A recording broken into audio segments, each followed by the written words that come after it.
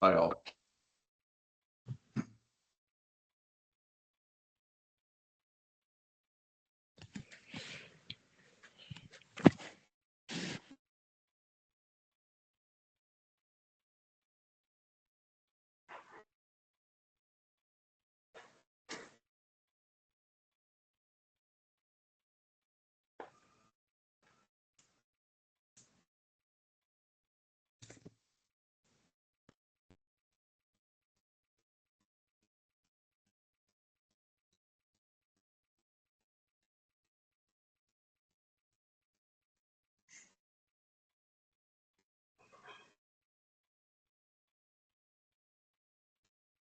All right, we're going to get started here. If I could just have everybody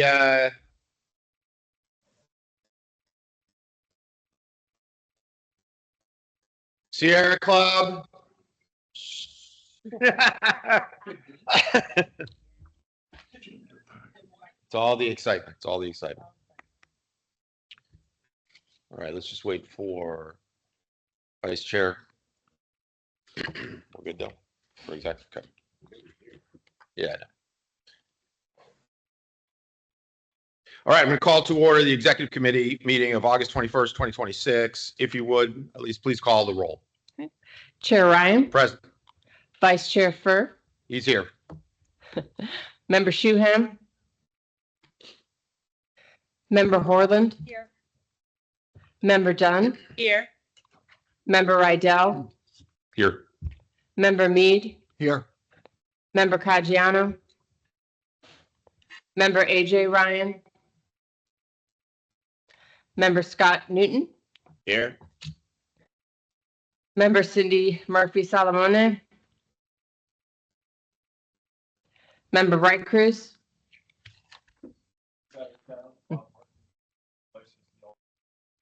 For the governing board. Yes, thank you. Senator Geller. Look at that. Member Bowman. Okay, Lori, do we have a quorum for the purposes? All right, if you would please stand for the Pledge of Allegiance. And Carol Shuham's here. Oh, sure. Carol. Online.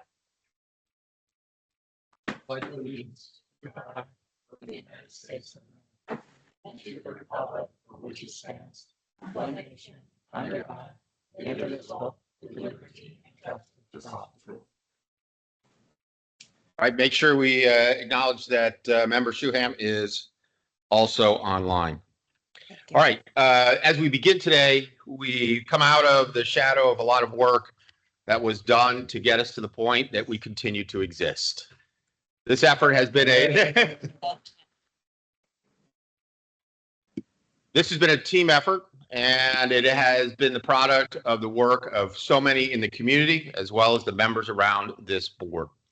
Both the executive committee and the governing board have been called upon to put in a lot of work over the last few years. And I know this might be hard to acknowledge, but the work is really just beginning now. The hard work begins now as we build a system that we can be proud of, one that will list the paramount goals, both economic, social, environmental, and political, that will last for the next 50 years. I want to thank the members of both the executive committee and the governing board who are here and who have been participating so much. This executive committee was told at the outset that there would be not just a couple of meetings, but there would be monthly and bi-weekly meetings, and the executive committee rose to the occasion. The governing board also rose to the occasion as we continue to increase the number of governing board meetings to make sure that there was full participation. For those cities that have not fully participated yet, I'm proud to see that, for instance, Miramar's here and that we know the other cities are watching. Our philosophy from the outset has always been to build a system that everyone will want to join.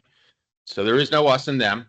We are now just focused on building a system that we can, throughout Broward County, be proud of, and that we can pull together to achieve the goals: reduce, reuse, and recycle, if we are to control our own economic and environmental destiny. I'll turn it over to the vice chair. Thank you. Well, I'm excited. This has been a long process. I actually looked over the archives in my email and looked at when we started putting this together. It was almost exactly 10 years ago. And one of the emails was to you and to Greg Ross to pull together a meeting on this. And it's what a yeoman's effort. And for all those people that have been part of this, let me first acknowledge one of my colleagues, Senator Geller, who has been a good sounding board on a lot of things that kind of helped on this. Likewise, the lawyers with the county that I think made sure that we kind of kept things going straight and did stuff. Matt Habers and Nathaniel are just wonderful to work with, and they know their stuff. Kevin, I think, has helped guide, and Natasha have helped kind of pull a lot of things together. And can't thank you guys enough. And to our consultants, thank you guys. Leah, you've been with us on this for a long time, from I think 2018 when we started doing the original the working group, and the Broward League of Cities. Let's not forget them, because I mean, they coordinated all those meetings in the very beginning. And, put together at the Hilton with the donuts and, pulling people together and not knowing where it was. All that started with what to do with the Alpha 250. And then it kind of pulled together. This to me is transformational. This is a huge step. I know, and it has changed thanks to many of the environmentalists that are here. Many of the, you've kind of pushed us in a direction that, I don't think we started. And I know for my own self, I think there's been an evolution of thought along the way. Given what's going on climate change wise and all kind of things, I think it made us kind of look at things a little differently. And I think we ended up in a very good place, but to your point, and let me actually finally just say, Mike, you've done a fantastic job on this. Team effort. Yeah. You and I have worked on the safety task force together. And so this is our second rodeo, I guess.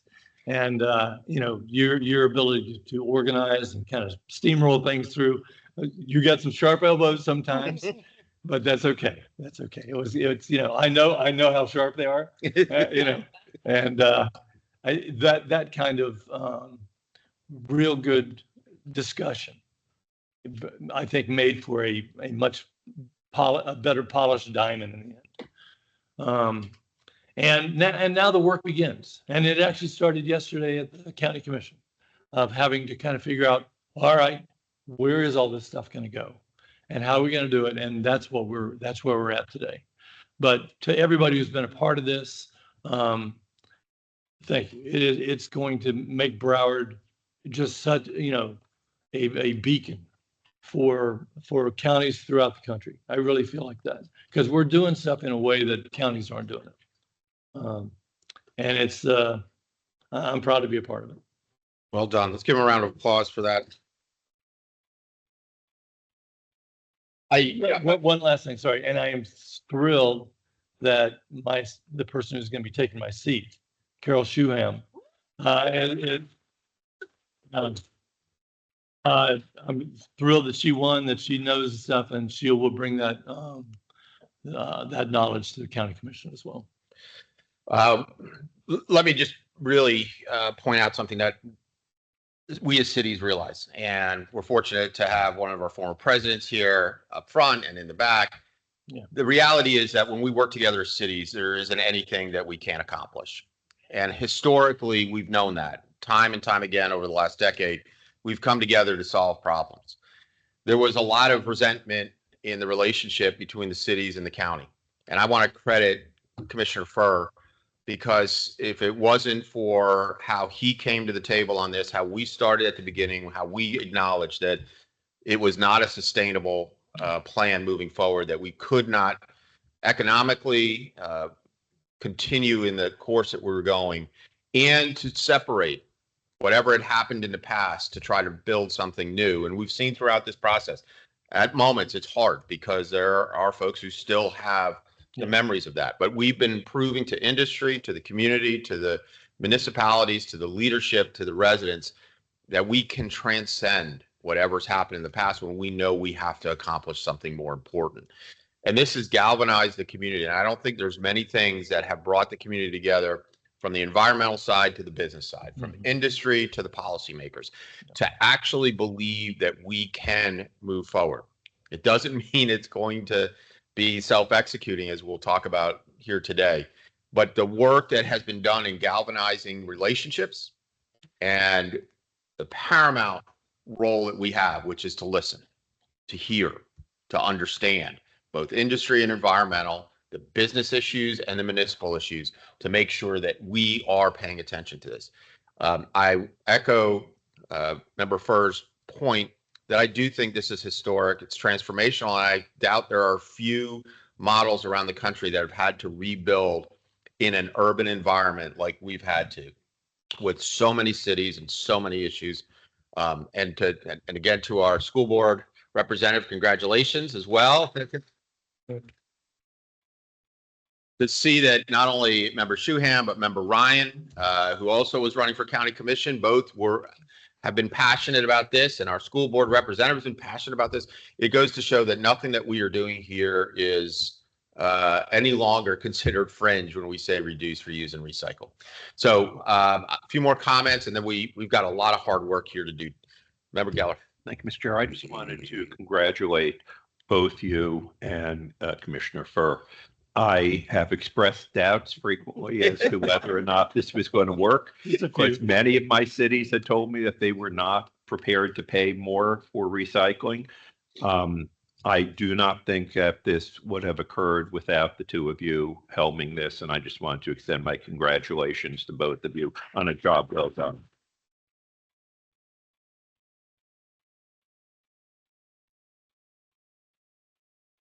Like anything that is accomplished, we know that there were so many that started the Solid Waste Working Group. I know Greg Ross is here. Dan Sturmer's been paying attention. There were folks when we sat down a decade ago to say this is not going to work. And along the way, there's been members of this body and the governing board who have gone on to great things. And we cannot, for a moment lose sight that Nancy Mateer was such a powerful, powerful voice. To Member Sarah, I congratulate you on stepping into her role, and I'm very grateful. It's a big role to step into, and you came right away to do it, even in the shadow of what was a terrible tragedy, and while still trying to process everything. We are very grateful for Coral Springs and for your personal commitment to this as well. And so we have to recognize that what we've built here is not the product of 2 people or 5 people or 10 people. It's hundreds of people that have worked hard to do this. We're going to need all of that effort as we go over the next 15 months to make sure. So without further ado, let's begin with public comment. John Casagrande. Hey, John, how are you? You have to turn that on so the millions at home can hear you.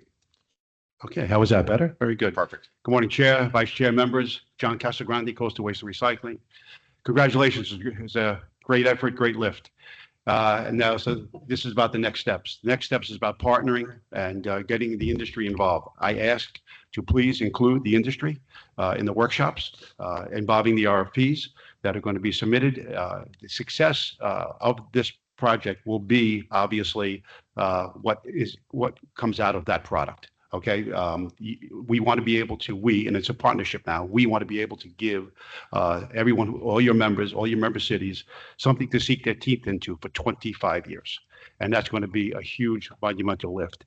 And you need us, we need you. So please, when these RFPs are being drafted, being drawn, I ask that you consider having a workshop with the industry, have everyone here, as many people as that, because it affects not just obviously the Solid Waste Authority, but the members directly to their cities. The logistics are going to be key for this for this project to be an absolute success. Let's make the Second Amendment non-existent. Let's give them something to go with right away. And the industry is going to be able to make that happen for everyone and continue the success that you've enjoyed so far. We need to continue that success. But again, the industry is going to be monumental to be a part of this. Thank you. John, before you leave, thank you very much for that. I think it's important that we continue to reiterate that message. We've learned in this process that when industry is at the table, whether it's on C&D or any of the other issues, composting or what we're talking about moving forward, the product comes out better. That's number one. Number two, we know we listened to industry early on when we stopped the RFP process because of the uncertainty. And it was critical that industry felt comfortable enough to tell us this is not yet ready. It's not baked. And that was a key moment for us. And moving forward, you'll hear from the consultants, but we've already had that discussion that as we move forward, there's got to be industry days, not one, not a single workshop. This will be a very unusual RFP process where cities normally construct their RFPs, send it out. They have some meetings after it's already out to hear about it, and maybe they can adjust, maybe they can't. In building this RFP, as you point out, or these RFPs, we're going to need to hear industry and the logistics and hear the municipalities as well. So thank you, and we appreciate your continued engagement. Thank you so much. I appreciate it too. Thank you. Thank you. Richard Repcharitar.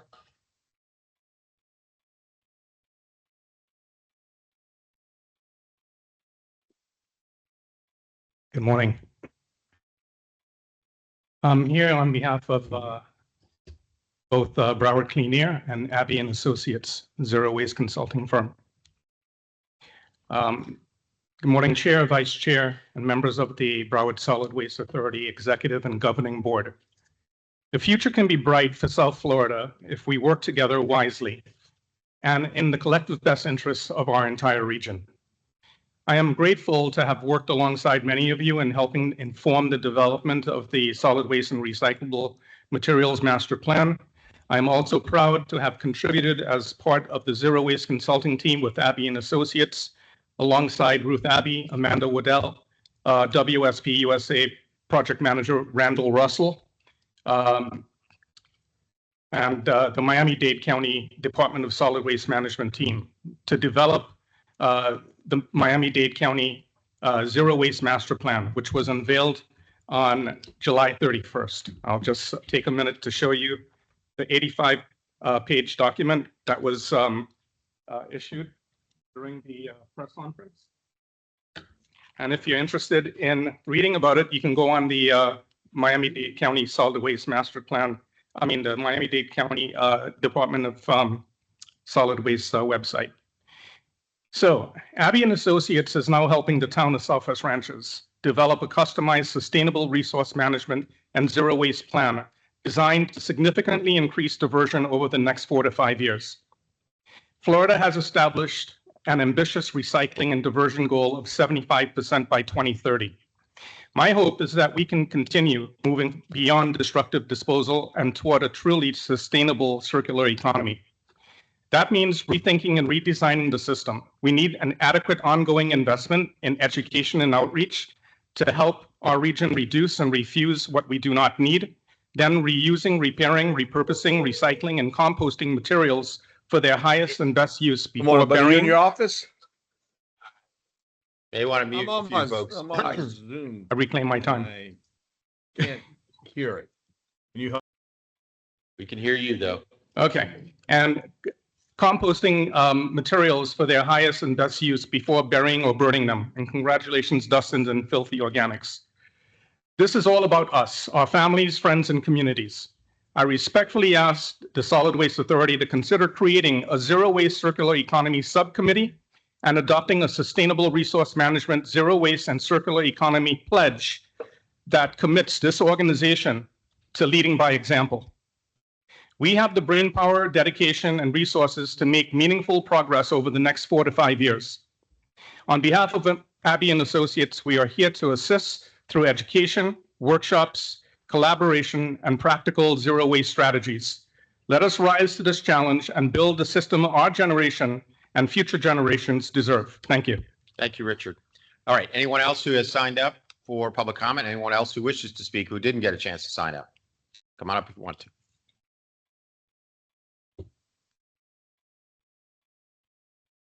Hi, I'm literally very excited to be standing here. Go ahead and And- introduce yourself to the millions at home, please. Excuse me? Give us your name. Oh, Stephanie, Joby. And I want to thank you all for the hard work and dedication that made this possible. I can't begin to repeat all your comments. They were wonderful and far better said than I could. And I also want to thank SCS because I think they've done an amazing job and I hope they'll continue. Moving forward, I have 2 requests. Please keep us involved. We know that we have 1 year to show substantial progress, and those of us who've been involved until now are eager to help however we can with executing and promoting the master plan. I think we're not sure where to go from here, but we hope you'll guide us. And the other is expanding the food waste composting access as soon as possible. I understand that curbside food waste composting will need to be deferred for now, but I hope we can offer drop-off composting at the 8 hazardous waste drop-off sites as soon as they're ready. I have full confidence that renewable and filthy organics can handle the volume of food waste that would come through.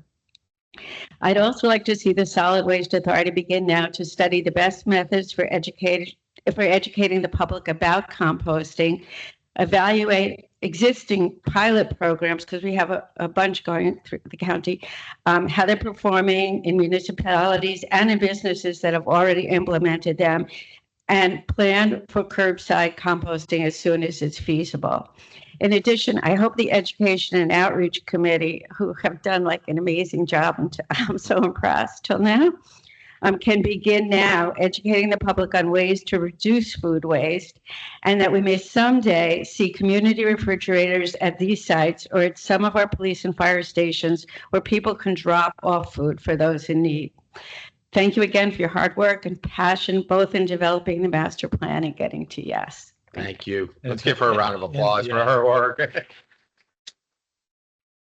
And thank you for being at almost every one of the city commission meetings. Yeah. You did a great job on them. The only person who went to more of them was Mary Lou from the Broward League.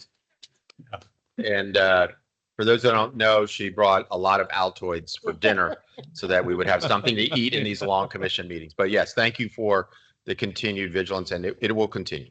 And we'll still need your input, as you heard from Richard as well.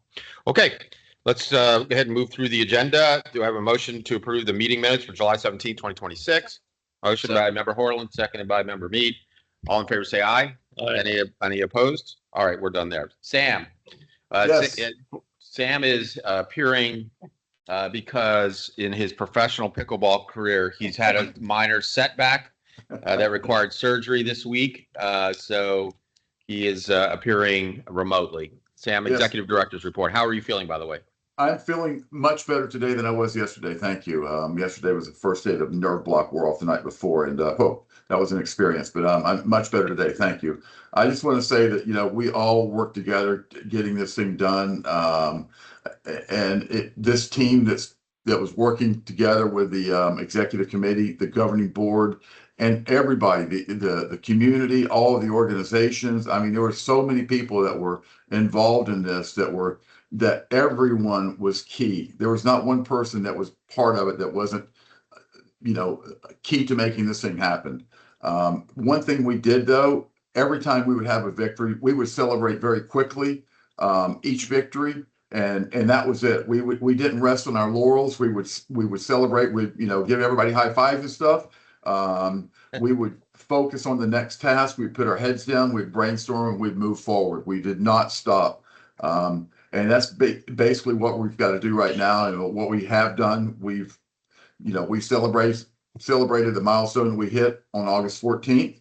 And we said, we gave our high fives on that one again, but we're doing the same thing. We put our heads down already. We're moving forward, developing the RFPs, securing the contracts while moving forward with the education efforts in the schools and the community, and completing our ordinances for the C&D and commercial recycling ordinances. And I look forward to helping out with this for the at least until we get to the full yes. So it's a great organization to be part of, and as I said, it's something that we have to do. We have to do it here, and we can be the leaders. So thank you very much for the opportunity. Let's give Sam a round of applause for his work.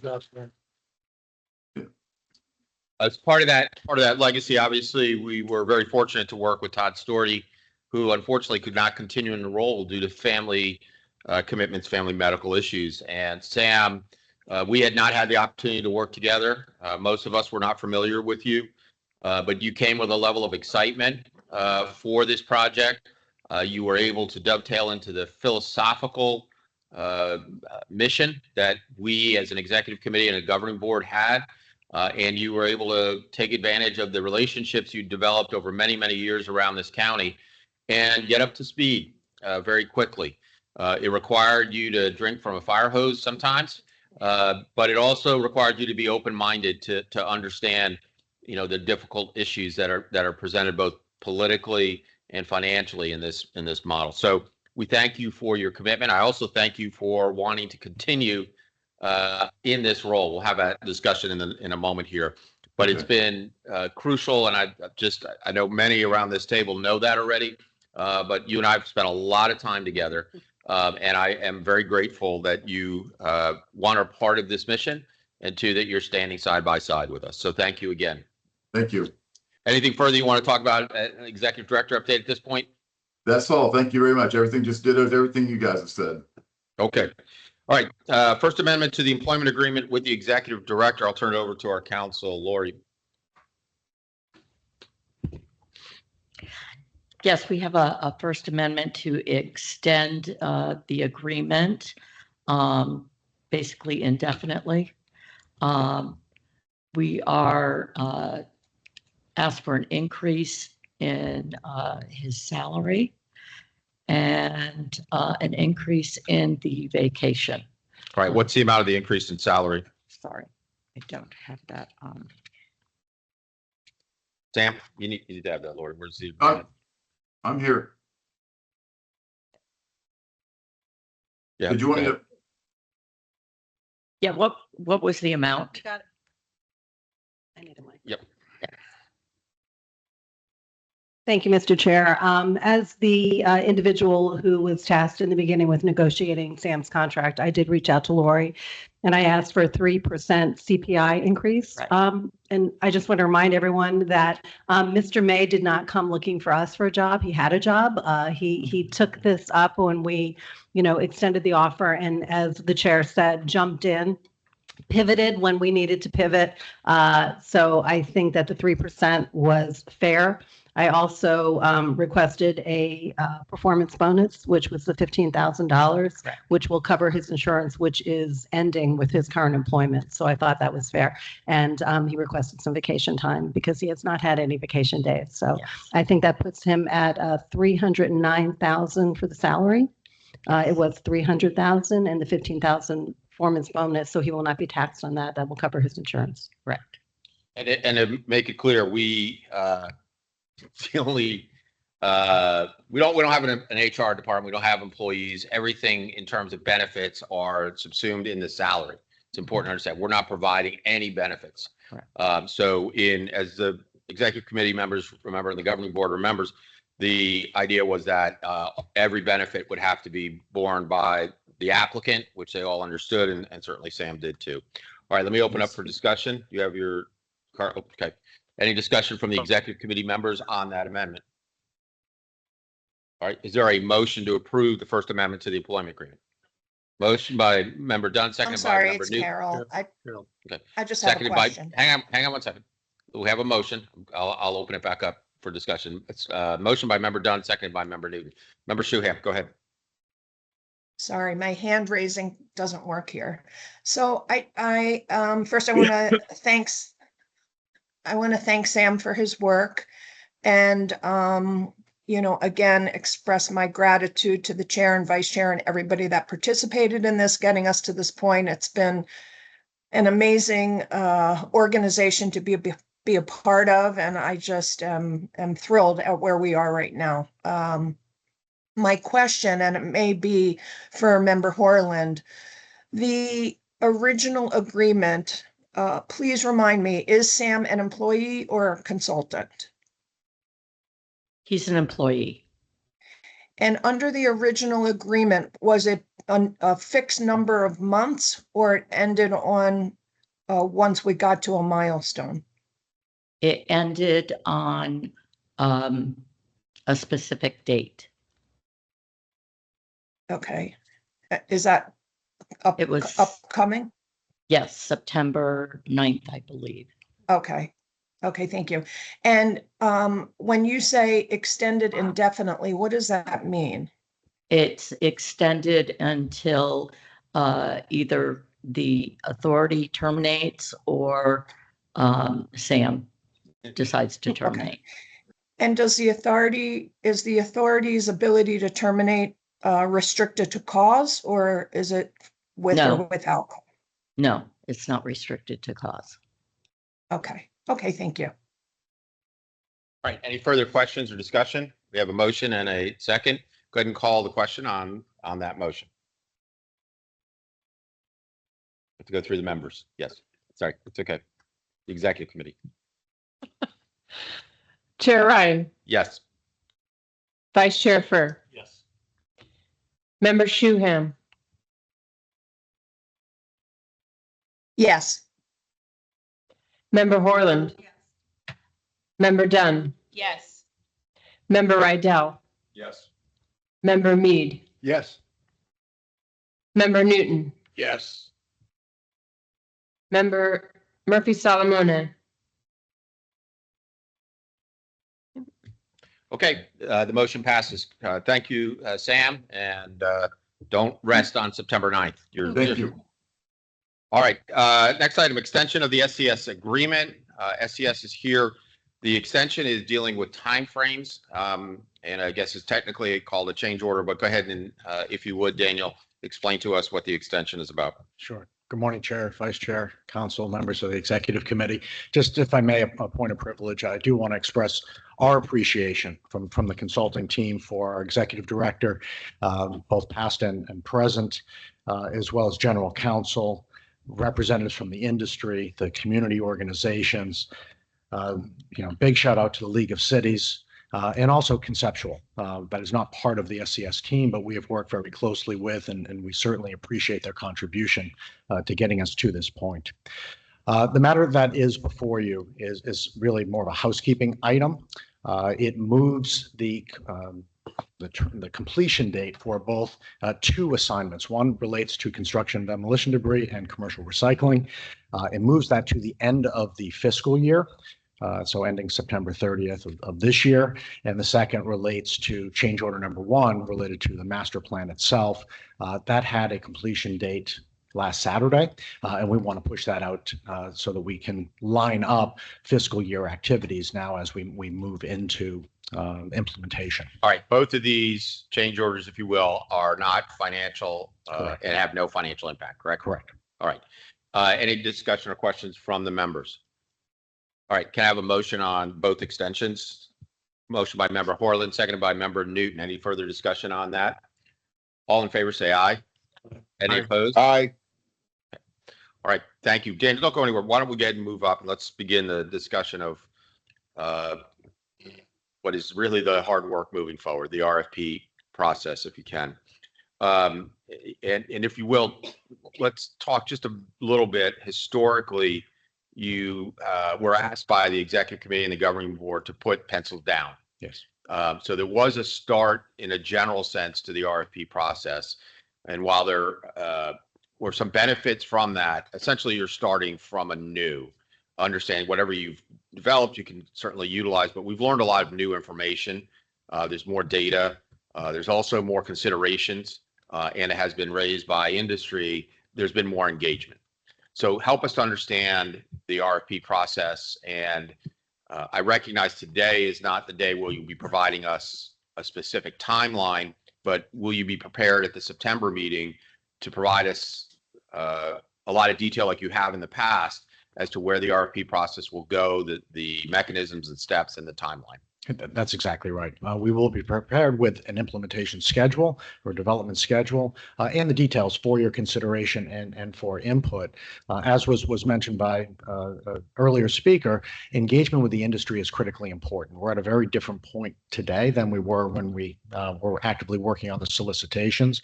It is our intention to partner not only with industry, but also with all stakeholders that have a voice to say. So we'll also be recommending a structure for us to engage with the executive committee and the governing board and TAC so that there's clarity in terms of how information will be presented to you and how feedback will be solicited and then implemented. We're on a tight schedule, so we want to create alignment up front and so that there's clarity both for us and for the authority. Can you just, as a general sense, and give us an outline of what the RFP process looks like? It's not a singular RFP. Is that fair to say? Correct. There's at least 3 RFPs for different waste stream components, but importantly, there's policy direction that we'll be seeking from you in terms of how to structure it. And there's a lot of variables, and I don't want to bore you with the details now. We'll be prepared in September to go into that detail.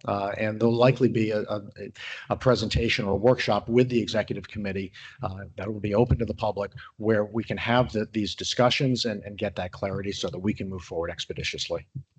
In terms of the timeline, we have spoken generally of wanting to see if we could have the RFPs out by the end of the year so that they're turned around and there's a full analysis, leaving us time to make adjustments if we've learned new information or have to reconsider how we've done the RFP process. Is that something that you believe, as you stand here today, is achievable, and will you be able to give us more certainty in September? Yes, we'll lay out what that process is, and we'll be seeking a commitment from the authority to help us get there. We can't do it alone. It really is a partnership, and it does tie into what many ILA members are currently a part of, which is the global agreement, and decision needs to be made in the spring in terms of what happens next with that. So again, there's a lot of moving parts, and we want to make sure that there is alignment and clarity in terms of the process, time frame, and the decisions. We've learned through the process of getting to yes that many of the members and even the non-member cities have a lot of questions about how any particular RFP or engagement would be implemented. That's going to be a critical component of this. As was mentioned by the prior speaker from industry, not only do they have mechanisms and concerns that could be triggered, each of the individual cities will as well. We're going to have a dedicated and intentional effort to make sure we're not only reaching out to cities, but to the members. Their staff is going to have to be engaged in providing. We cannot get to the end of the RFP process and for the first time, someone says, well, what about this issue? We have to try to work as many of the kinks, understanding we'll learn some new ones. Are you prepared to continue that engagement at the individual member level and be open to the non-members who are paying attention to what's happening here? Yeah, it's going to be a full court press on the consultant side, and we're asking to have that match or be matched by the authority. All So right. yes, just as we've committed to being inclusive and transparent at every step in the process, we have every intention of continuing in that mode. In many respects, this next process is going to be more demanding on the executive committee and the governing board. We've had the benefit of a lot of materials that you provided. There's thousands of pages and they've been summarized, but it's been about receiving information and providing policy input in a way that has not had direct implications. We certainly understand, the policies that are being developed because of the master plan, but when it comes to the RFP process, individual members and us collectively need to really understand and be in the weeds on this. Is that a fair statement? It's a fair statement, and achieve consensus. It doesn't have to be unanimity, but we need consensus to move forward. And that's what I mean by policy direction. One of the principles that we've heard also from the non-members is that they are paying attention to this, want to be engaged. The RFP process is going to have some flexibility, not only in the sense that we know that we still have a December 2027 date that we, per the Second Amendment, as was said, we hope becomes moot and irrelevant, but also need to be able to adjust to take on potentially additional tonnage and those issues. Is that something that you are considering, at least in the RFP process? Absolutely. And to be clear-eyed, we're considering it in both directions. We may be able to bring more participants to the table, but we also recognize that through the Second Amendment, any ILA member can choose to not continue in the future, and we need to accommodate that as well. All right. I want to thank Jamie Cole and Lori and the firm that has really stood behind this. There's been so many moving parts along the way, particularly in understanding the master plan and the triggers and the ILA and how we've been able to get here. That effort is going to have to get stepped up, as it turns out, when we get into the RFP process. All right. With respect to what we can see in September from you, do you have an outline for us as what you'll be telling us about? Well, not a formal outline, but if it's the will of the executive committee, we can prepare that and provide it to you. But essentially, it's identifying the specific solicitations and the key policy decisions that we will need from all of you, and the schedule that goes along with that. All right. What I would ask as the chair is for you to prepare that outline and circulate to the executive committee maybe 10 days before the meeting, so that you can have some input from all the members, both the municipal and the county, and allow us to also perhaps engage somewhat with industry, just in terms of the ideas, and to make sure we're not missing something in the timeline. As you pointed out, and everybody who's been working on this understands, that every timeline has been aggressive. Every meeting schedule has been aggressive. And so that's going to continue, but we want to make sure we're not missing anything. We've had a couple of times where we've had to let things push a little bit or slide. This is going to be very, very tight time frame. So the early engagement and the understanding of the members is critical. So what I'd like to avoid is the first time folks are getting a sense of what you're going to be discussing. And I'm not suggesting your presentation should be done 10 days before, but at least an outline of what the issues are, so that folks who come here as members, but also for the community, that they understand the factors that are going into this. Is that fair? Yes, it is. Okay. Any questions for SCS on the RFP process moving forward? Yes, I do. Do you have a feeling of which ones we should be working on first? It's a policy matter in terms of how we sequence it. We are operating in parallel. One is for ultimate disposal. That includes leveraging the existing capacity at the waste energy facility as it is currently contemplated through or implemented through the global agreement. So trying to figure out the global agreement and how that would. Correct. Okay. And recyclable materials, the traditional curbside recyclable materials, and yard trash processing. And yard trash processing. Okay. All right. And I asked that because the county commission yesterday worked on a little bit of the yard waste and the C&D. And we're going to need to be working with you to we're going to need information on that to help on the evaluation of those. Yeah, So, and just as we've worked closely with county staff at various points over the past several years, and want to express my appreciation for the availability of staff and the input that they've provided, we have every intention of continuing to do that, because they're a critical stakeholder in this. and to that point, I think, and Commissioner Geller, or Senator Geller, remind me, did we decide yesterday that there has to be 2 public hearings on the unsolicited bid? Is that right? Mr. Kevin? I don't recall how many. I think 2 it's 2. unsolicited. Okay, so here's what's happening. Just so you know. Commissioner Furr, I was going to say you should probably tell them what we did yesterday. I was going to wait for new business, but maybe it's probably a good idea. Yeah. Okay, so yesterday, actually over the summer, Kevin, you might need to help me on this a little bit, because an unsolicited bid was given to the county on yard waste. And we've been talking the whole time about how to best use the Broward County landfill. I think that is very important of all of this working, to be able to keep prices down, to have a place to do yard waste, glass recycling, various things.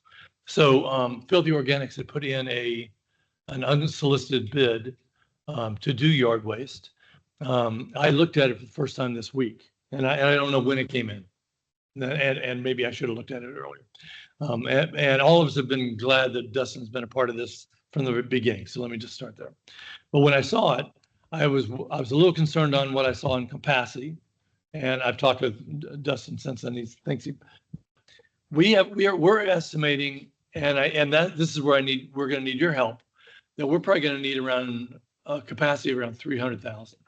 And you're looking at about, I think the average was 0.85 per household of a ton per year for yard waste. So to go from there, how do we get there?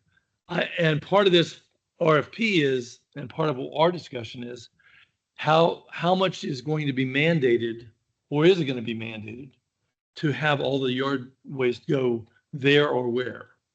Because we can't decide how much to send where. That was kind of the main part of it, of wanting to know if the capacity for that unsolicited bid could be met. The second part of that was, and we've talked about this from the beginning, is when the waste energy plant was built, we delegated that authority. My question is, do we delegate that authority again? Or do we keep control of that by the county running this? I'm always open to the county paying for everything. Yeah. Well, I know that's not. I know. This is a serious question, and I do think this is part of the policy discussion that's going to have to happen. That's okay. That's No. okay. That's all right. So the big discussion is, I want to make sure that price in the end result is something that is, to Fort Lauderdale's concern, to Hollywood's concern, that is lower than what they're paying now. And, I also want to make sure that the difference in unsolicited bids now is that at the end of an unsolicited bid, and this was a unsolicited bid for 20 years, if I'm not mistaken, is that at the end of that, the county does own the process. That is now state legislatively mandated. So there is a difference there. But the question is, do we as a county stand this up, or do we go with the unsolicited bid? And we're going to have to make that decision fairly quickly, because we have 2 public hearings coming up, and we have to decide whether or not to accept that bid or not. So, that's pushing this along where it, and maybe it needs to go first and get it. We can do all of them at kind of the same time. Global agreement can be discussed, but this one's got kind of some urgency to it. Okay. Okay. All right. So continued engagement with SES and county staff, and we can certainly have a discussion in September as well as to what that looks like. I don't think the SWA is going to be in a position to tell you one way or the other how we do that, right? That's a big issue. Right. But whether or not the county utilizes the unsolicited bid as a first step, as opposed to saying, all right, this is what the end result looks like, I'll defer to the county on it. But it seems like the idea is to really start standing up some process. Correct. And as was pointed out, right, put it in the same area of composting and home composting. These pilot programs that have been stood up are laying the groundwork for a much larger discussion, whether it's from North Broward Prep, Plantation, the other cities, Coral Springs, Sunrise, Hollywood, all the ones that are doing. Eventually, it is something that will have to be synchronized. But what we're really doing is trying to make sure that we're starting some process, both by terms of education, but also understanding what the sense from the community is in participation, which is a key component of this. And I think you're touching on that in terms of how we deal with that going forward. Yeah, and the key part of that is for cities. A lot of cities do yard waste, but how do we do that? And is it source separated? That's a huge component, right? Because that is what Dustin needs if he's going to do filthy organics over there. He needs source separated yard waste. It can't come in with all chronic, can't come in boats and beds and everything else. It needs to be just yard waste. And so city after city is going to have to talk with their hauler. How can you do this? And that has to be decided fairly soon. Will it be part of the RFP process? Because naturally it's going to be the questions that we've already heard, right, from the members in discussing the Second Amendment and otherwise, is we need to understand what impact this will have on each of the individual cities. So, Member Geller. Thank you, Mr. Chair. Commissioner Furr and I were the two no votes yesterday on the Filthy Organics proposal, and we think that Dustin and Filthy Organics are great people who have done a lot. My concern and Commissioner Furr's concern, and this is why, in some respects, I as a county commissioner need guidance here. Commissioner Furr, by the time we decide on this, you may not be on the commission any longer. I know. Your expiration date I is got like one more rapidly meeting. approaching. I know. We get shelf life here. Yeah, the sell by date. But the concern is, I just don't know enough, and even Commissioner Furr, who knows everything about this, doesn't know enough as to what the impact of the unsolicited proposal would be, because it is a 20-year proposal. And I don't want us to find out 6 months into the proposal that we've made a mistake by giving a 20-year contract on this. To the extent that this can be expedited, to the extent that we can get guidance from the Solid Waste Authority as to if it's a good idea, under what terms, things like that, not as a member of this board, as a county commissioner, I really need that guidance from the Solid Waste Authority, because this is something you've been working on for a long time. You have better understanding than any commissioner except for Commissioner Furr, any Broward County commissioner. So I'm asking, begging, pleading for guidance before we take action with Filthy Organics on the unsolicited proposal. We all like them, but is this the idea, or does the county need to control this? Is their proposal something that works for the Solid Waste Authority? We really need that information, and we need it timely. All right. Well, you're certainly welcome to provide it to us. What I would say is it's already been too long, right? There's been an opportunity to do this for a generation. So what that looks like, I know the county attorney's office will redline and make suggestions on the contract, but something needs to move forward. The cities are doing it in their own individual ways on composting, where we know this has to be done. It's a lot. We need to divert. What that looks like from the county perspective, I'm happy to look at the proposal. We can certainly have a discussion. I don't know how much solid guidance we can give, particularly if you're asking questions about source separation and all the other things. That we're not going to be in that position. We're certainly not in a month. But in terms of the broad concepts, it's already too late. We already need to do it. How that looks, I'll certainly engage also with Dustin to try to understand what's going on with that and Filthy Organics. But if you'd like to have a discussion in September, I think we can certainly put that on the agenda and start talking about what it means. Whether it's glass, yard waste, C&D, all of these things have been far too delayed. These have been, I know they're complicated, but it's been the low-hanging fruit that we've stayed away from, and it's created a lot of the dilemma we have. I get it, a 20-year agreement with big investment, and that's a separate issue. But as a general philosophical matter, I thank the county for moving forward. It's unfortunate it's unsolicited as opposed to a dedicated effort, but this should begin to unlock the discussions both from industry and from the municipal level as well. Mr. Chair, I agree with everything you said, but as we are a 9-member commission, 7 of them know very little about what the workings of this. If they voted yes, they know a lot about it. No. And so the question, I am hoping that we can get a recommendation from the Solid Waste Executive Committee or something as to whether it's a good idea to enter into this 20-year agreement on those terms. If it is, I think it'll pass unanimously. If there is something that sounds good because it starts us on the proposal, it starts us on the solid waste composting, which we all agree should have been done and should be done. But what we would be voting for would be something that would damage our long-term goals. We just need to know that, and I'm hoping that the Solid Waste Authority can give us a recommendation, yay or nay. Maybe you can't. We've not shied away from giving you recommendations, even when the county commission doesn't listen to it. So we're not afraid to do that. I never said we'd listen to it. I just want it. No, they really don't.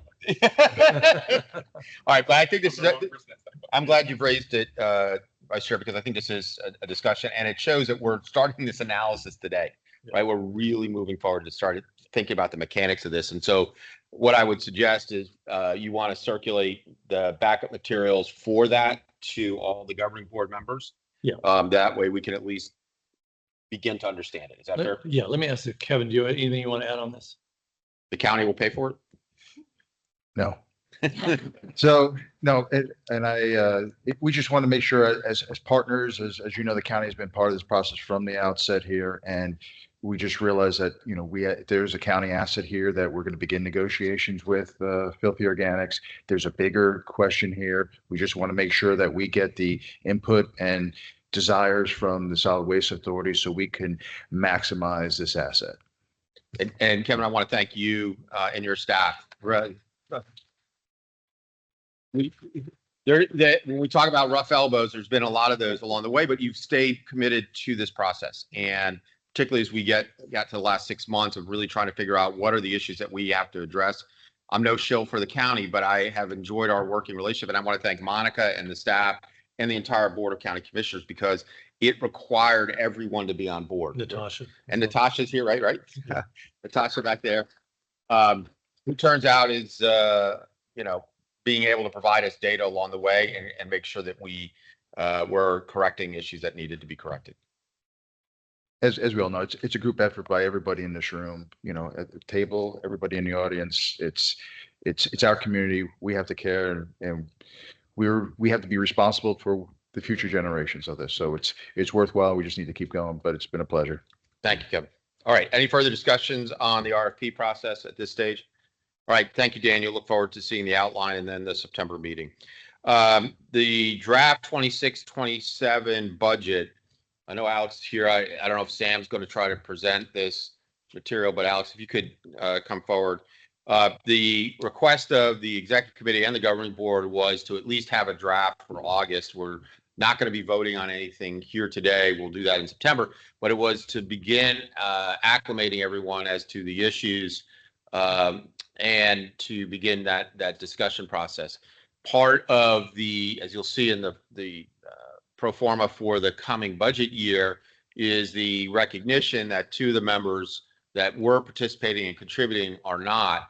And so that has, there's a broad policy decision, right? Do you reassess the current members to reach the prior revenue stream? My personal position is no. And particularly because you'll see we have reserves, which are what they're there for. And all of the municipalities are already in their budget process. It would not make sense to align that. And I'm certainly open to any alternatives, but I think that would be the death knell of this process, particularly where we do have reserves. So Alex, if you can give us just a brief outline, that'll open it up for questions. Sure. So at a high level, the total revenues for the fiscal year budget upcoming will be $1,969,000. There's three major expense categories. $1,335,000 would relate to SES's work. That represents 40% of the overall expense budget. Compensation for Sam and team would be $483,000. That represents 15% of the overall budget. And then finally, education and outreach is $1 million even. That would represent 30% of the overall budget. So those three expense categories combined would represent 85% of the expected $3,284,000 of expenses that are planned to be spent this year. That would create a deficit. There's not enough revenue to cover that amount of expenses this year. There'd be a deficit of $1,314,000. However, there is over $2,149,000 of funds available at the beginning of this fiscal year that would be utilized against it, leaving about $834,000 at the end of the fiscal year in 27. All right, and I'll open up for questions. First, obviously, there's some categories here. Our chief sustainability officer, we're budgeting, but we don't. Yeah, so that there will not be a chief sustainability officer. It's not budgeted. They also historically had asked for some rental space. They thought they were going to get some rental space. So it's not going to be any rental space. Okay, so that was backed out in recognition of where we are. Yeah. With respect to, and this is important, you know, we as an executive committee and governing board historically have put a lot of resources into education from the outset. That was a commitment early on before even the master plan. The proposed budget continues a significant amount of education and outreach, correct? Yeah, that's right. All right. We'll need information in September in more detail, not from you, Alex. Obviously, you were pulling these together, but from Sam and those that have put this budget together to understand that number so that we're clear on how that's being aligned. It's a big number, but I want to put it in some context, at least as has been reported. Palm Beach County spends $4 million a year on education for a mature system that's hitting its goals. We know and we've recognized from the outset that if you take your foot off the gas on education, you lose not only the power and sustainability of that message, you end up having to spend more money to make up ground later. So we'll have to have a robust discussion on that number in September. Let me open up to the members if any specific questions. Member Horland and Member Dunn. Thank you, Mr. Chair. Alex, one thing I'm going to ask you to move closer to the mic because it's a little hard to hear you. Thank you. On the executive director's salary, that should be 309, which is a 3% CPI. It looks like the 309 and the 15 were combined at the 324. So I just want to make sure that that is corrected before we get the final budget. Member Dunn. Yes, and to your point, member, Mr. Chair, we will indeed for September have a detailed analysis of the outreach and education budget. Perfect. Thank you. Perfect. Any other questions or direction from the executive committee for our budget hearing in September? All right, Alex, Sam, thank you. To the education committee, thank you. Look forward to that material. We need to have a discussion about the vacancy. We currently have a vacancy on the executive committee right now, and the alternate is also vacant. So we need to move forward in September to fill that, both from just to make sure everybody's there on the table, but also because of certain quorum issues. There was a discussion over the summer as to whether or not Fort Lauderdale would be available for the vote in September. We need to just confirm that. And to be clear, the vacancy is in a large city category, which means the governing board would have to break out by the large cities that currently exist in the ILA and then vote amongst themselves for the member city that will be on the executive committee. As a reminder to the members, the executive committee member who is voted is a municipal, as we've learned with Coral Springs, with Nancy's passing, it doesn't get assigned in the executive committee to the alternate at Coral Springs. It goes to the alternate city. And so it's really important that we recognize that while the executive committee work is very individual, the appointment of a member to the executive committee is based on the municipality and the commitment of that. So generally speaking, Member Sarah. No, go ahead. No. Well, first, Chair Ryan, I want to thank you for the kind words that you said regarding my fallen colleague. She was very instrumental and a leader since day one and has represented our city well. I want the entire executive committee to know that every time she came to a meeting here, she did her due diligence with our commission to bring the information back so that we can have a fluid conversation and all be in the know. Respectfully, a couple of meetings ago, Vice Mayor Ben Sorensen made the request to push it to September because he had a conflict, and we appreciate his service to the U.S. Navy as a reserve. I find myself in a unique situation because my oldest son just got engaged, and we're very much involved in the wedding planning. And the September 17th vote is now a conflict for me. And for our city, the third. Wait, is the conflict that we're not all invited or that? Yeah. Well, depending on the outcome of the vote, we might extend some. But this seat and this role is very important to Coral Springs. We've considered ourselves a leader in the recycling world, the composting world, waste station world. We are heavily invested. We've never wavered. We've been committed since day one through Nancy's leadership. With her passing, unfortunately, my first meeting on the governing board was the day of her service.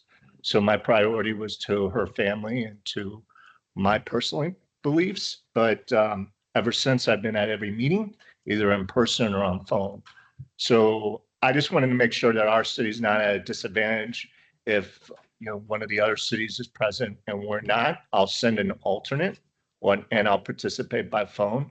But I just want to be clear to this entire executive committee and to those of you that are in the governing board, this position of continuing the work is very important to us. And Nancy was a rock star. I am not Nancy Matera, but I am committed to doing everything I can to not only continue her vision, but make sure that our city is 100% locked in, ready every day until we get where we need to go. So thank you. And for the members' clarification, what the vote would be for an executive committee member and an alternate, because we have neither right now.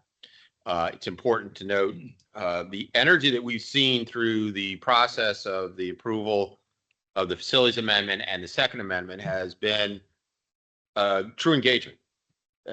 When we first began the executive committee process, there was a pretty heavy finger wag at everyone, which was, if you get on, you better be ready to work. And there's a lot of work. And there were some cities that said, we're okay, you can go do that and report back to us. What we see now, though, is everybody wants to be engaged. And the commitment of the executive committee to make sure that governing board members who appear are equal in their voice.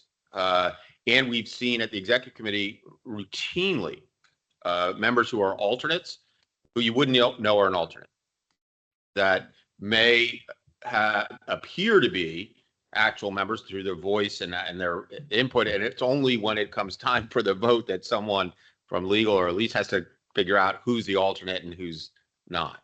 So it's important that we continue this process. And I think from my perspective and your request to push from September to October is a completely fair request. And I want us as a governing board, and that recommendation will have to carry forward. Ultimately, it'd be for the governing board to decide that, but I think that's entirely fair. And we can also have some other discussions about governance and some of the issues that have been raised in that process and give us a little bit more time. Member Rydell and then Member Furr. I guess I'm going to turn to legal for the Robert's rules type question in this matter. So an executive committee member can't make a motion to swap the election from September 18th to October 16th and move the governing board meeting from the 16th, from September to October, because that would be prospectively a motion that I would entertain, because we're still impaneled as the executive board to do that. So I turn to legal to tell me, can I do that, or I have to wait until we impanel the governing board to make the said motion? So just to clarify, you want to make a motion to move the executive committee meeting? Well, I think we're only impaneling also the governing board as a whole on that September meeting for the purposes of the election. So I say it for it's the purpose of the budget, because the governing board has to approve the budget. Okay, so we're moving forward in September on a governing board meeting, no matter what. Okay.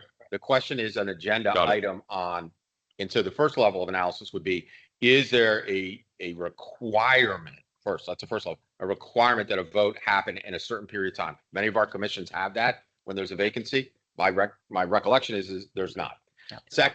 Second, then in terms of alignment of meetings, it's for the governing board to do the election, but we certainly should never have a split meeting date of executive and governing board, which we don't. And then third, there would be no need for the executive committee to do anything other than maybe a soft recommendation. It's really for the governing board. So I hear what Member Sarah has said. I think it's appropriate that we have as many people as that can be here to discuss the item. I think Fort Lauderdale, in the meetings I've had with Sam in Fort Lauderdale prior to their vote, they've made some positions very clear to where they're going to fall at the end of the RFP period as well in terms of their position. But I don't want to speak for them. They're not here. Ben's not here. He's otherwise conflicted. I think the vote should happen in October. I'm supportive of that. Obviously, I'll wait till we change hats to make that we'll call it a motion. I don't even, it has to be a motion or recommendation. We don't have to do It's the white cigar. It's okay. All right. So yes, I agree with you. I think we'll move this to the governing board discussion. I think either way, there should be on the September meeting, a discussion amongst the executive committee about some government proposals that we've been hearing, which will help to energize that discussion ultimately in October, if that's fair. Okay. All right. Did you want to? Just to add, another part of that is going to be in November. The Hollywood seat is going to be available. So there's going to be two seats available. When do you panel? Would a new Hollywood commissioner? Well, Carol becomes the. You swearing on the county commission, what, the second, 2 weeks 17th, after? November elected 17th, day? yeah. Okay. Just to throw that in. All right. So I'll leave it to the members to get with legal on that as to whether there's any issues as well. All right. Any further discussion on that item? Thank you for raising that. C&D Commercial Recycling Subcommittee update, just to bring the members up to speed. The work of the C&D and commercial recycling ordinance has continued to be discussed and in the context of the new House bill. And I know that we were waiting insight from both Jamie Cole and our council and the county council on what we can do. I'll turn it over to member Mead. Thank you, Chair. Yeah, the couple legislative hurdles that we were working on to get accomplished on this, and not least was the August 15th deadline that we've surpassed. Just a couple of items. I wanted to back up what Mr. Casagrande and what the chair had talked about. There does need to be industry involvement, without doubt, and that includes the construction industry as well. I think we all have to work together on that aspect of it to make the impact that we can make. Okay. Member Furr. Just to let everybody know, yesterday the county commission did pass a motion to direct for a C&D ordinance. Okay. So the important thing is that we're moving forward and have been moving forward parallel with the master plan. In the event that we weren't successful come August 14th, the idea was still to be tackling the issues that we know we have to. So at the next meeting, hopefully we'll be able to get an update from legal, both from county and our council, as well as the C&D subcommittee as to next steps, so that we can begin getting that. And as was pointed out by member Mead, industry has to be, including the construction industry, has to be at the table on this. So, all right, Education Outreach Subcommittee, member Dunn. Thank you, Mr. Chair. I want to thank my colleagues that's been serving on this Education Outreach Committee. Member Bowman, thank you for your leadership, particularly with Broward County Public Schools. It's been a very intricate part of our strategy, and congratulations on your reelection.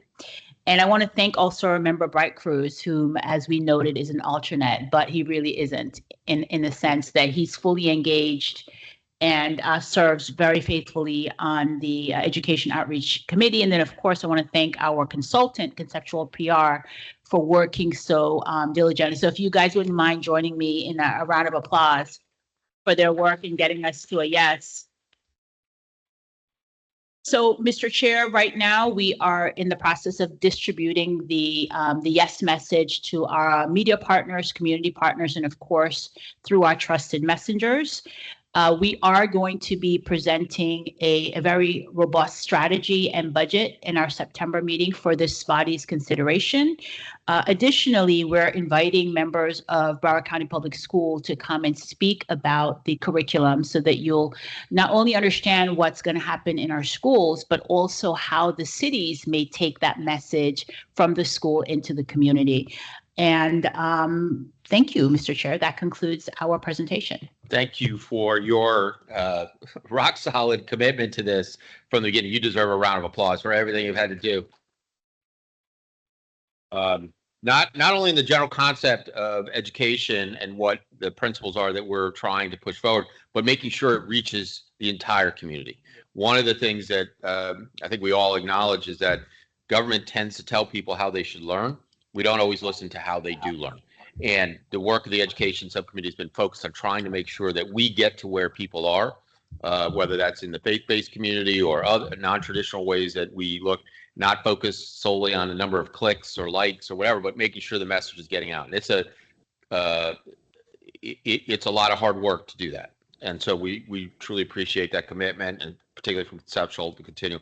And to the credit of the governing board and the exec committee, this has been a sustained effort, a commitment right up front financially to make sure this was going on. And so look forward to seeing that in September. I think the members should be prepared for, a pretty lengthy meeting in September, notwithstanding your conflict, Member Sarah, assuming we don't get all invited, that we need to really have this discussion so everybody knows. So we'll make sure that he's updated as well. Thank you. Anything further on education or any questions for education outreach? All right. Any new or old business? Can you wait till governing board? Or you want to do it now? Like what? Okay. Any new and old business? No? All right. Do I have a motion to adjourn the executive committee? Motion by Member Newton, seconded by Member Mead. All in favor, say aye. All right. We're adjourned to the executive committee. Lori, do we have a quorum for the purposes of the governing board? Yeah. All right. So again, this was a meeting that was set pretty aggressively, right, in August.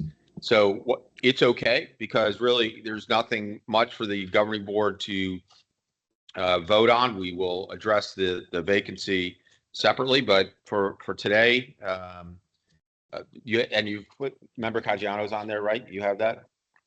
I'm here. Okay. All right, but let's go ahead and call to order the Solid Waste Authority's governing board meeting of August 21st, 2026. Please, if you would, please call the roll. Chair Ryan, Present. Vice Chair Furr, Here. Member Sorensen, Member Shuham, Here. Member Sarah, Present. Member Lewis, Member Horland, Member Dunn, Here. Member Patterson, Member Mead, Here. Member Caggiano, Present. Member Rydell, Here. Member Ernst, Here. Member Borgelin, Member Murphy Salamone, Member Thomas, Member Curran, Here. Here. Thank you. Member AJ Ryan, Member Everyard, Member Newton, Here. Member Stafford, Here. Here. Member Bright Cruz. We have alternate Hartman, This tiny cuttlefish. Member Strauss, Member Morissette, Here. Member Ravanesi, Member Tomlinson. And I know we have alternate Welch online. Are there any other alternates that are present that I have missed? Yes, me. Oh, gotcha. Senator Geller. Thank you.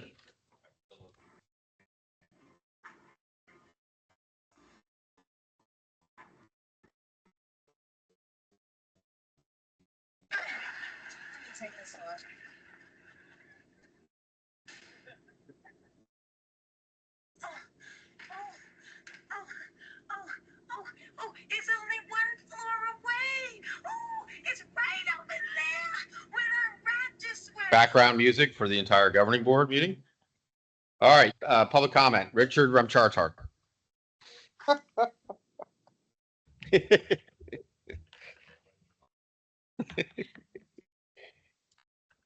Testing. Yep. Richard Ramchartar, Broward Clean Air. I'll keep this very short. The system that we have inherited is failing, but we have the ability and responsibility to redesign it. Let us look beyond the next destructive disposal facility and begin building a resilient, reduced consumption, circular, and regenerative system for Broward County. The time to start is right now. We will take up this worthwhile challenge. Will we take up this worthwhile challenge of a lifetime? I'm confident that we can all do it together. Thank you. Thank you, Richard. Anybody else wish to speak before the governing board? If so, there you are, Debbie. Hi, Debbie Green. I just wanted to echo both Chair Ryan and Vice Chair Furr's comments and most everyone else's comments. And just to thank everybody for your patience in listening to all of our comments every other week or however long through this whole process, keeping an open mind, everybody open to continue learning to see what is the best direction for our county. And as you said, letting some of the old stuff go and just move forward towards in the right direction.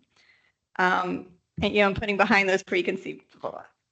And also like to Daniel's team, huge shout outs to the executive committees, the subcommittee of the education committee. It was just incredible what was done. And just for as the votes are coming for the new positions on the executive committee or the other, I just want everybody not to be discouraged, whether you're appointed as the representative or the alternate. You have that same voice in every conversation. And for all of you, whether you haven't been involved in this group over the couple of years, Mayor Steve Bright-Cruz has been an alternate from day one. He has had a tremendous effect in the direction that this master plan went.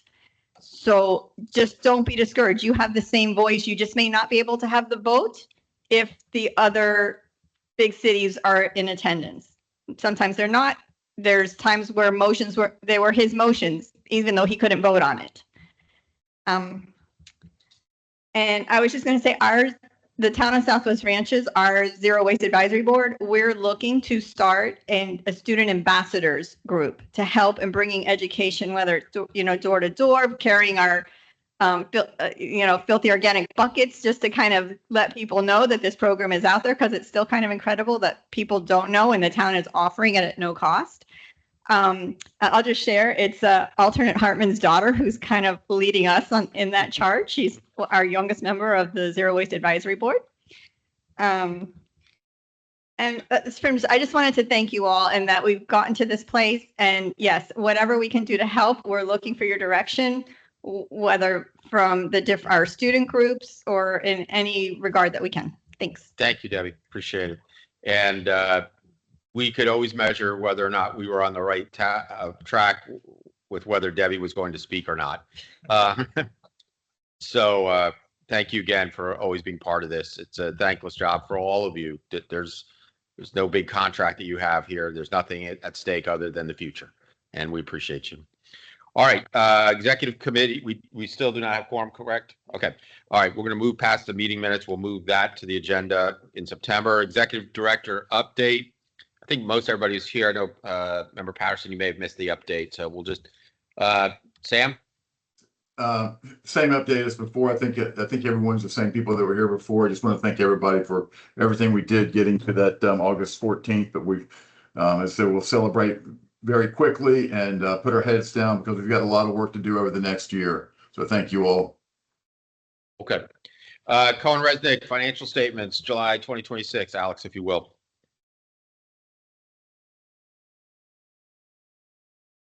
Hi, Alex Patron with the accounting firm of Cohen-Resnick. I'm here today to go over the financial position of Broward SWA at the end of July of 2026. The authority had cash and cash equivalents of $2,732,000. Its accounts receivable balance stood at $140,000. We subsequently have received nearly $100,000 against that balance. When subtracting the entity's liabilities from their total assets, the authority's net equity position stood at $2,719,000. And based on its current financial position, the Broward SWA does have sufficient liquidity to meet its budgetary spending needs, obviously, through September of 2026. And as we mentioned earlier, there should be a significant cash balance at the beginning of next budget year of approximately $2,150,000. Okay. And in September, you'll be prepared working with Sam and his team to present the proposed budget for the next fiscal year, correct? Correct. Okay. Any questions on the financials for Cohen-Resnick? Thank you, Alex. Appreciate it. Discussion of C&D and commercial recycling update. Were all the members of the governing board present when we had that? I think so. So we can skip by that. And the education and outreach, same thing. I think everybody was here for that. Again, I don't know, Member Patterson, if you heard from SCS, what they said about their plan for the RFP process and what's going to come forward. Okay, so let's make sure we cover that because I want you to be, if you would, Daniel, go ahead and come forward. Just as a general concept, the RFP process is, as we understand it, is at least 3 RFPs that will have to be generated. Your plan is to do these parallel, not in a sequential fashion. Correct. There were certainly some benefits of the RFP process that you began before you put pencils down, but it's fair to say that you have new information, new data, and new analysis. Is that right? That's correct. We're going to pick up where we left off. So we're not starting at zero, but there is information that we'll need to incorporate, and that'll be part of the presentation in September that lays out some of the key policy matters that we will be seeking direction on, and how we're going to move forward through really for the life of developing the solicitations in terms of engagement with both the public and the various portions of the authority from the Executive Committee, Governing Board, and TAC. With respect to the public, what you're talking about is not obviously not just the public and those that are interested, but particularly industry. Yes. In advance, as we heard at the start of the executive committee from one of the members of industry, is that they're prepared to be part of this process. They're excited that we've galvanized ourselves to bring the tonnage together, but they want to be there to make sure that we're at least considering the issues for that the industry would have, which are important for the cities to understand as well. So, is it part of your plan to as we discussed earlier, as part of your plan to have industry days and workshops and even outside of that, direct engagement, even if not in a public meeting? That's correct. And it's in alignment with the prior policy direction to utilize existing infrastructure. So these are service providers, but we really view them as partners. Their success is our success, and vice versa. So they're integrally important to this process, and we need to understand how they view various aspects of risk, because that is going to translate into cost. So we want to make sure that we have a clear understanding of what their needs are, and they have a clear understanding of what the authority's needs are, so that we can sort of thread that needle and make sure that we're getting a best value outcome for the authority. Right. And then in terms of the presentation in September, you're going to be able to provide us a more detailed timeline for when we can expect both the drafts and the completion of or issuance of the RFPs. We had aggressively set in our public discussions that we would have those done and out by the end of the year in order to provide enough time for a response from industry and to allow time should we need to make adjustments either by reissuance of RFPs or splitting of RFPs to make sure that when we come to the end of the fourth quarter of 27, when members need to make the next big decision, that we will have had this fully baked. Is that fair to say? That's fair. Okay. Any questions for SCS? Member Patterson. Sorry, team. I just 2 quick questions for you. Can you just quickly clarify what specifically is going to be outlined in the RFP? And then the second question is probably for you, Mr. Chair. What I guess what impacts does this have on the existing agreements that the cities have with their current owners? Yeah, great. Well, great question. So I'll let you answer the first part. Yeah, so we're looking at 3 solicitations, one for yard trash management, one for recyclable materials, the traditional cans, bottles, paper, and the third for ultimate disposal. And I don't know that your mic's on, Member Patterson, but yeah. Yes. And Member Patterson, I don't know that your mic's on, so just make sure. Three solicitations. The first is for yard trash, vegetative debris. The second is for traditional recyclable materials, cans, bottles, fiber, and the third is for ultimate disposal of solid waste. So again, just sort of taking a step back, sort of the through line of the master plan is looking at our waste stream to extract the maximum value from the resources. So part of that is starting to peel away, which deals with one of the issues that we're going to be transitioning through, which is many of your communities currently commingle yard trash and bulk waste. So we've got to navigate through that, because as was shared during the executive committee meeting, in order to extract the maximum value from the yard trash stream, it cannot be commingled with bulk waste. It simply is, it's expensive to try to decouple it, and you get a lower quality material because inevitably you're not going to be able to extract all of it. So there are some communities that currently have requirements that you set out yard trash separately from bulk waste. And we eventually want all ILA members to get to that point, but we recognize that we've got to align it with the current collection agreements so that we're not disrupting operations today, but we're contemplating changes that will be necessary in the future. Which dovetails into your second question, which is spot on, which is going to be part of the analysis. Each city is going to have to look at this as to what impact, if any. For some cities, it won't have much of an impact across various waste streams. If someone's not doing any recycling, obviously there's a collection issue, right? So the effort is going to be to make sure we have all the contracts, which I know you've asked for, and we'll talk about whether or not those are all in. That's going to be part of the September discussion. Second, it's going to require the cities and staff to say these are some of the considerations. As was raised by Vice Chair on the issue, and it was raised by Daniel, the issue of yard trash being separated. I mean, we could just collect it all and bring it to a site, but the processors aren't going to separate out beds and boats from yard trash, right? So we have to talk about what that means in terms of separation and cost. And then each of the cities are going to have to engage to talk about how that works for them, with the idea that we know that from the contracts, there's going to be a certain time frame for alignment before we can all do that.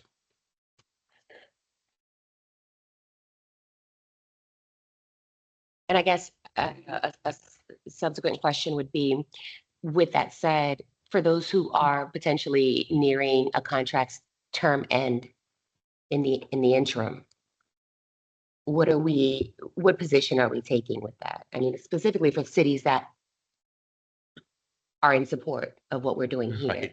Right. It's a great question. I mean, in the existing contracts that were coming due during this process, through the assistance of legal counsel, cities were encouraged to include a provision that the haulers would adapt their collection and hauling to the requirements of the SWA. That being said, that's a simple phrase to say. It may be more complicated from a cost perspective.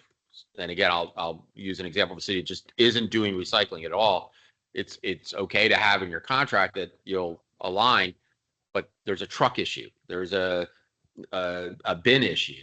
It's more complicated than just a contractual issue. So you raise a terrifically interesting point for those that are coming up now. I would strongly encourage staff engaging directly with SCS to say, hey, here's what's coming up. What are the concerns that we need to have as an individual municipality for our collection contract, and where are you headed, right? So if the city's already doing source separation of yard, it's probably not a big deal, right? But if you're not, and this looks like it's going to be on the horizon, it's something the city has to begin considering over what period of time will that happen. So the collection, if you're going out on a new RFP as opposed to an extension for collection, we'll have to be mindful of these future, particularly if you're, like you said, a city that's in support of this. It's complicated. And if I may, this is an ask of all of you, and even those that are not here. If there are issues that you're anticipating, please share those with the executive director sooner than later so that we can start to make sure that we're understanding your concerns and that we can start to develop a strategy to address it. The sooner that we get that information from you, it just makes it easier for us to manage. And if I understand correctly, the RFP will not go out prior to the board, the governing board. Right. Haven't Correct. had an opportunity. Absolutely. Absolutely. Okay, because there's so many particulars that have to be considered. And I just think that, okay. So And that's why engagement up front is so important, because if we get to the point that we're asking for, approval to go out on the street and there are major issues, that's going to affect the timeline and it's really going to upset, the strategy. All right, thank you. Yeah, and to your point, Member Patterson, this is a really good time to talk about every member that's here now. Every city's had pretty significant discussions about the SWA. Some cities have multiple discussions that have been with their entire respective boards. One of the challenges we've had at the outset of this process in getting data to SCS, some cities just weren't providing it and weren't providing it timely. And I understand it was hard to acknowledge why that data was so important for the master plan. Master plan went forward. That this is not really voluntary at this point. for the members who voted to be part of this process, the staff's going to have to, and they'll want to, and I know they want to because you've discussed this, get engaged now on those type of issues that you're raising about what impact will this have in collection. Because what we can't do is get to an approval process for the RFP by the governing board in November or December, and somebody for the first time to raise a legitimate issue that needs to be addressed for them that may impair the ability or delay the RFP process. So I think at the next governing board member, when we have, again, we're just at the end of the summer here, but when we have everyone, we're really going to need that solid commitment that has already been evidenced by the vote to participate, to approve the facilities amendment and the second amendment, to be part of this, is to get all the staff involved that are relevant to these particular issues. And again, this will not, we can't treat this like the data collection we gave Daniel at the outset, which was pretty passive. Even as we finger wagged and we kind of tried to embarrass some, this is the time now. So I'm really glad you raised these points.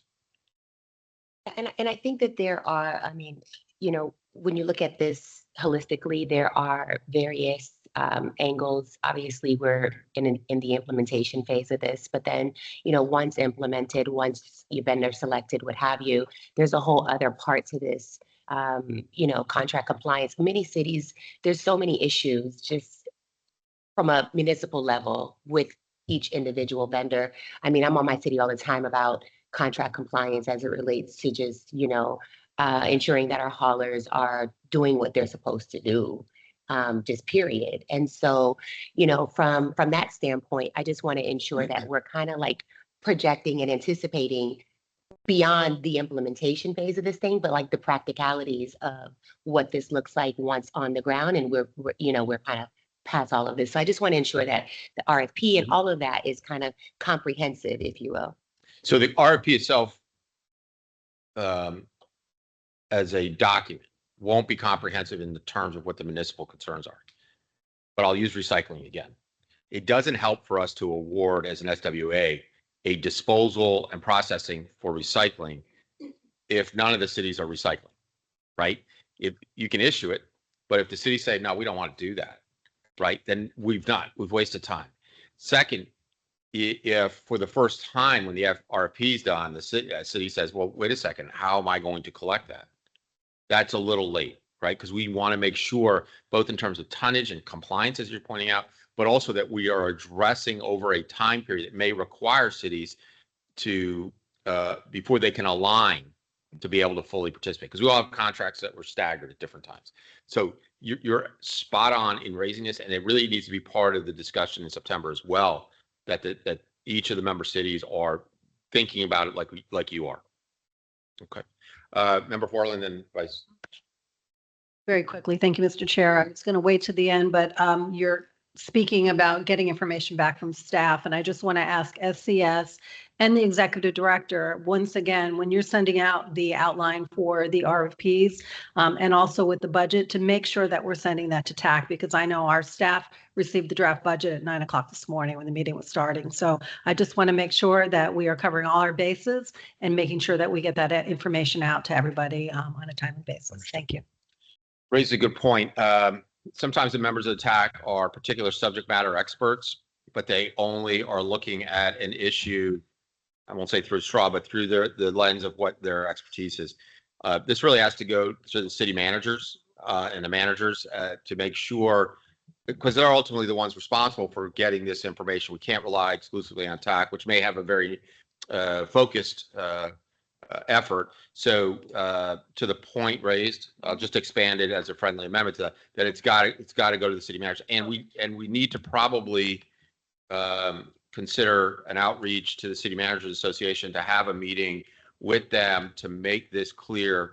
I mean, and soon, you know, like in September, maybe get with Adam from Hollywood or whoever to say we want to present for 10 minutes just to tell you what's coming and why we need you to be looking at this. And you, city manager, it's not going to be helpful that someone downstream on staff didn't. Is that fair? Okay, Dan, is that fair? It's a great suggestion. I'm going to go one step further and just point out what may be obvious. The more engaged you are as members of the governing board with your own commissions it makes it a lot easier for all of these other activities to occur. So whether it's briefing your. Let me just adjust that though, because not so much these commissions are dealing with. And yes, we can provide an outline, but the real hard work of getting these contracts aligned is going to be from city management staff, right? It's not the boards and the daises that are already dealing with a lot of other issues. I'm just being respectful to the time. What we really need is, again, direct contact beyond TAC with the City Managers Association to make it clear to those members and the managers that this is what we need from them, not waiting for TAC, who, by the way, have 10 other things that they're doing as well. This is one thing they're having to do. This is a municipal responsibility, and yes, it begins with the members, but I don't think it then starts to the days. I think the next step is to the managers. Okay. Fair. Mike, can I add something? Yes, sir. Yes, I just want to let everyone know that we will be reaching out to all cities individually. If we have not received the information that we need to receive from them, we will reach out to them individually. And even if we have received it, we'll still reach out to them to make sure that it is correct, that it's not something that they're just sending out as kind of a form document. So we'll touch base with every single one to make sure that what we're getting is the correct information. As you said, Chair, that we don't get to the end and all of a sudden find out that we're that something's legit, that we don't have the information that we need. So we will be touching base with them, and I'll do it through the City Managers Association to make sure that the city managers are all on board with us touching base with all of their staff. Thank you, Vice Chair. Yeah, to that same point, I do think it's incumbent that we start on a lot of this stuff now, and those questions that are being raised should be asking: are we ready? What's happening with haulers right now? What would you think about source separation? How would you do it? When we were at Oakland Park, I saw that they were getting ready to buy new trucks. I'm going, well, I hope one of those trucks might be one that could do compost, or that could be a rendering truck. It's a different kind of truck. But those are bought years, those are budgeted a year or two in advance. And all those kind of things have to be thought now, because in 3 months, no organic waste can go into the landfill. So those kind of putting in your budget for those kind of trucks is important. The other thing that just occurred to me was, and I'm glad Matt's here for a minute. One of the things that all the cities are going to have to decide what their appetite is for mandated requirements. If we want to do that, if you want to mandate that there's source separation, most of this has to be done voluntarily.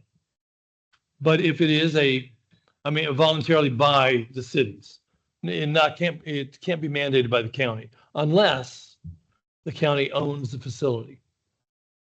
And we do own the landfill. And if we stand up a facility there, Matt, help me on this. I think it's the one time where you can actually mandate requirements. Well, let's address it in September. I think this is the thing to do. But I say that, but we're about to do all our budgets. Yeah, we're not going to budget trucks. No, we're not going to budget. But it's the time to mention it. Wait a second. Time out on that. I don't know. I think we need a more intentional discussion about it. I agree. For us to go say to cities, you better start talking about budgeting trucks. You're going to set terror in the context of property tax and everything else. That we're not there yet. So I appreciate your vision and why. Not the cities to do it, but for their haulers to do it. Well, it's the same thing. The haulers are going to say, yeah, it's getting passed on to you. Unless the county's paying for it, of course. So I think that the point you're raising is yes, but the haulers aren't going to do this without passing on the cost. So this is a discussion to have, but we need to have an intentional and deliberate discussion from SCS as to what we're talking about in terms of volume, what exists already, and what are, like Member Patterson said, what are the individual consequences and decisions that individual cities will have to make, leaving aside mandates and everything else. There's a big discussion to have here. But if you're saying we should be in this budget cycle about this, I mean, and I'm not saying for cities to be thinking about it. Haulers need to be thinking about it. But the haulers are paid for by the city. I know, but they are on a regular. They are, most of them on a regular fleet buying thing. They're paying attention to this. Yeah, and I know that. And come December, they can't take these organics where they've been taking it. they're going to have to take it somewhere else. And they're going to need a certain kind of truck to do that. Agreed, which is why, we're living with a generational problem that this wasn't addressed earlier, right? So it's true. So yeah, these are all important considerations, but I want to make clear what we're not saying is that the haulers are going to start hiking up costs on No, I'm saying, cities. no, So I'm not saying that. I'm saying they need to be, it needs to be in the thoughts right now. it needs to be part of this discussion. There's no question as to what certain cities can do. Okay, thank you, Daniel. Any further questions for SES? All right, so sure. Vice Chair Furr, as usual, has raised a very important issue, and which I don't know the answer to. Do all of the cities, I know they all know, but do they all understand that as of the end of the year, life as they know it's going to change in terms of their solid waste disposal? That's tangential to what we're doing now, but it's kind of critically related. I'm concerned that some of the cities may not have made alternate plans yet. Do we know this? Are we monitoring this at all? And does anybody know that the cities really understand this? Have any answers? Okay. Good questions for September. As usual, good question. All right. Anything further from? Yes. Oh, sorry. Just to address the point you two were debating, you're absolutely right. It's a pass-through cost. We just renewed a hauling contract with, yay, electric trucks. You came and saw them. But that pass-through cost was an additional $13 on our residence trim notice that gave us the trucks. You do bring a valid point, though, that we all need to assess in our own cities, and this is it is that we need to address with kind of our public works staff. Will our hauler agreements mechanically line up with what we are going to ultimately be RFPing? So that's something, Daniel. And listen, I believe in my city, I'm not concerned, right? I'm not concerned with what we're talking about here, but maybe there's people around this table that may have a concern, may have a hauler contract. So I think to Sam's credit or your credit, those cities probably should at least be identified.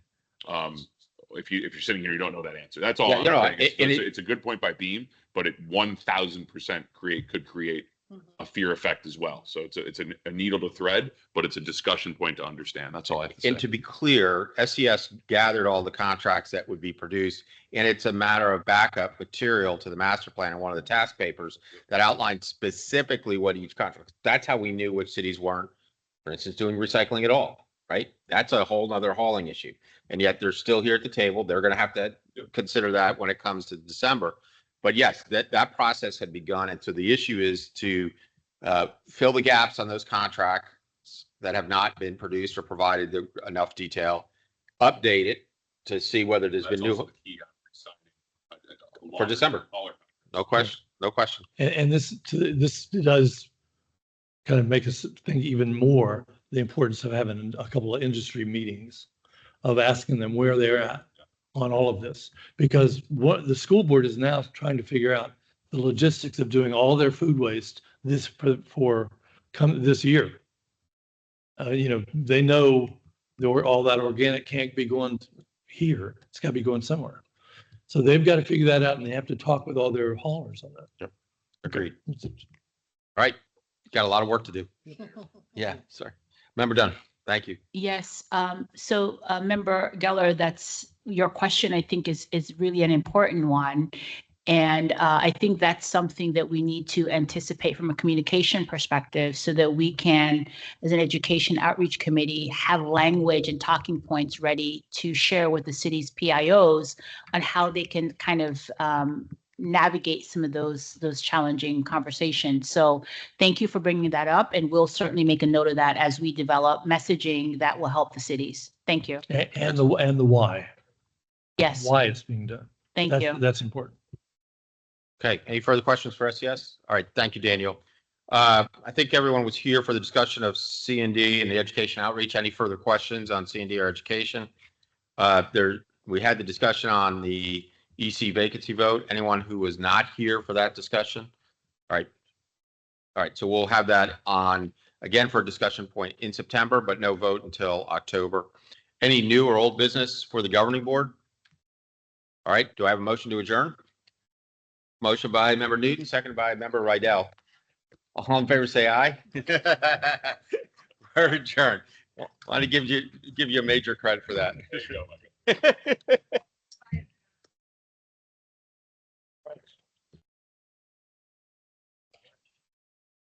That's okay. You know what? They got another together.